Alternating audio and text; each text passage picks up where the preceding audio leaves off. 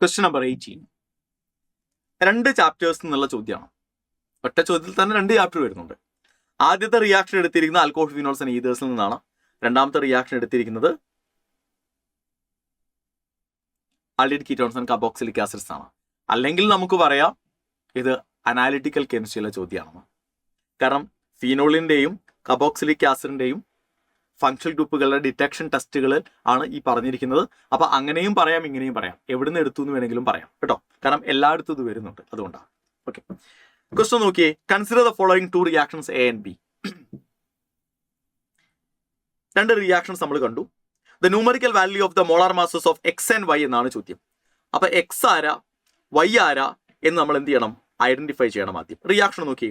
ഫീനോളിനെ sodium മെറ്റലുമായിട്ട് react ചെയ്യുമ്പോൾ sodium phenoxide form ചെയ്യും, പ്ലസ് ഹൈഡ്രജൻ ഗ്യാസ് ഫോം ചെയ്യും. അപ്പൊ എക്സ് എന്ന് പറയുന്ന ഹൈഡ്രജൻ ഗ്യാസ് ആണ്, and its molar mass is 2.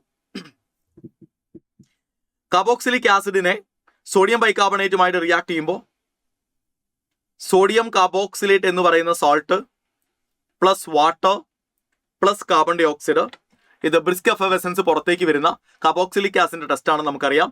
So Y എന്ന് പറയുന്നത് കാർബൺ ഡൈ ഓക്സൈഡ് ആണ്, and its molar mass is 44. അപ്പൊ രണ്ടുപേരുടെയും മോളാർ മാസുകളുടെ സമ്മാണ് ചോദിച്ചിരിക്കുന്നത്. 2 + 44 it will be 46. The right answer is option 3. 46 is the right answer.